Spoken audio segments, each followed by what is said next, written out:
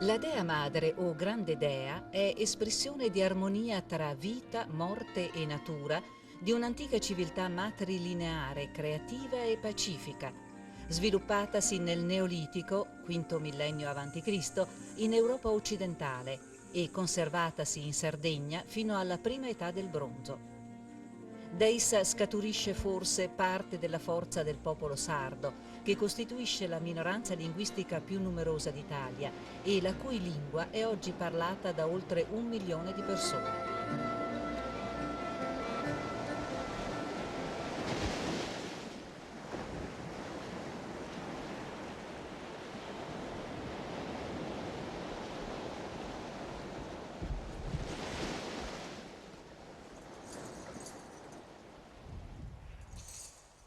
La storia antica è forse poco conosciuta, ma è ricca di fascino e di suggestioni, proprio come la Sardegna, terra di antiche civiltà, i cui segni sono tuttora visibili nei suoi numerosi reperti archeologici, dagli oltre 7000 nuraghi alle Domus de Janas. Tracce di un passato che anche nelle sue denominazioni rispecchia una lingua antica, le cui varianti testimoniano la storia di una terra, oggetto di conquista e dominio di vari popoli, che però ha saputo conservare nei secoli la sua anima profonda. Nei resti di città, di strade e monumenti si leggono i segni lasciati dai Fenici, Cartaginesi, Romani, Arabi, Genovesi, Pisani, Aragonesi e Catalani, che per periodi più o meno lunghi si fermarono su questo lembo di terra accarezzato dall'acqua e dal vento.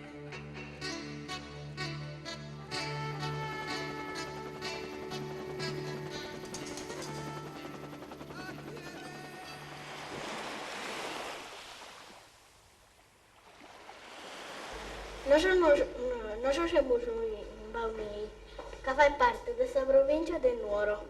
Le altre province sono Castello, Sassari e Listano.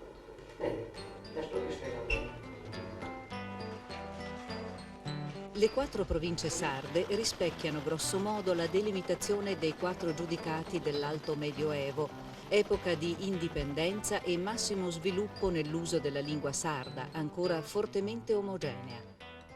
I più importanti documenti in sardo giunti fino a noi sono i Condages, testi giuridici dell'XI-XII secolo, gli statuti sassaresi del 1316 e la Carta de Logu. Questa raccolta di norme giuridiche fu estesa da Eleonora, giudichessa d'Arborea, a tutta l'isola e rimase in vigore fino al 1827. O sardu, si se sardu e si se il bonu, sempre salimba tua, pas presente.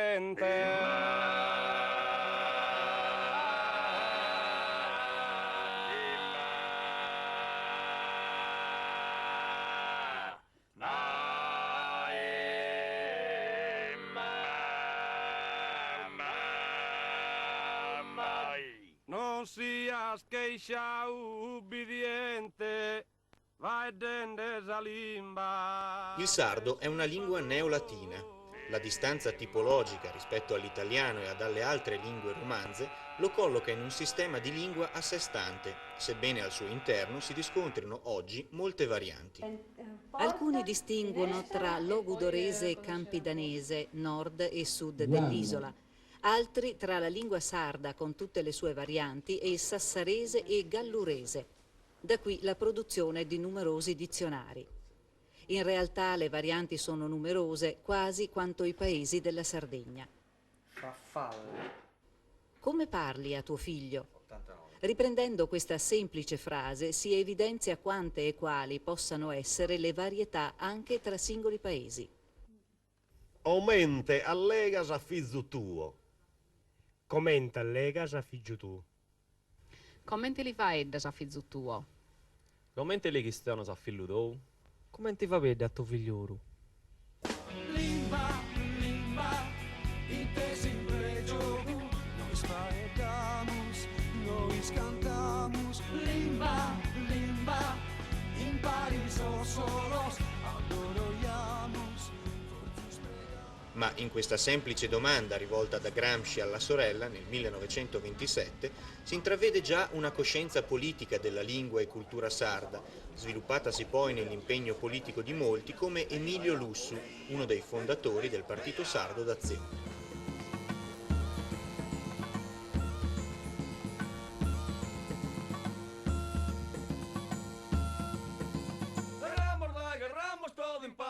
Gridamo noi, sardo vorta Paris, provado hermano nostre non distranzo, per zambene de ruie minadore, eramos dai, eramos todo in par, gridamo noi, sardo vorta Paris. Nella storia della Sardegna la questione della lingua passa quasi in secondo piano rispetto alle problematiche economiche, politiche e sociali, non solo locali ma anche internazionali.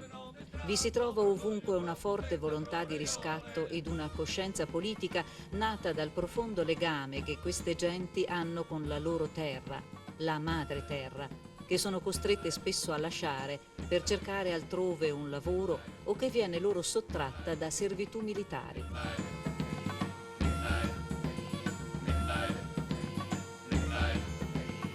Una terra le cui miniere furono madri e matrigne nel secolo scorso, fonti di vita ma anche dispensatrici di morte, ed ora forse oggetto di riconversione turistica.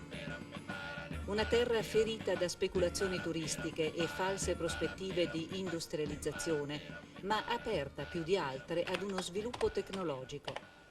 Da questa terra partì infatti il primo accesso gratuito ad Internet e nel 2000 gli informatici si sono sostituiti ai pastori e agricoltori. L'animus sardo rimane però silenzioso, determinato e radicato in quel tradizionale mondo agropastorale che emerse in modo deciso anche grazie all'opera Padre Padrone, l'educazione di un pastore, di Gavino Ledda, pubblicato nel 1971. Da questa testimonianza venne tratto anche il celebre film che contribuì a far conoscere la realtà sarda in tutto il mondo. Gavino Ledda ama definire il suo libro un canto poetico e lo inserisce con forza in un contesto di riscatto economico e politico mondiale. Ma questo è un aiuto grosso per la cultura sarda, per la Sardegna, ma per la cultura del pastore e del contadino della terra, di tutte le terre. Perché questo canto non è solo sardo, ma è un canto tellurico di tutti gli uomini della terra, pastori, contadini, lavoratori di tutto il mondo. Anche un canto un po' di protesta comunque. Ma il canto, c'è tutto nel canto. Nel canto c'è l'amore, c'è il lamento, c'è tutto. Nel canto c'è tutto.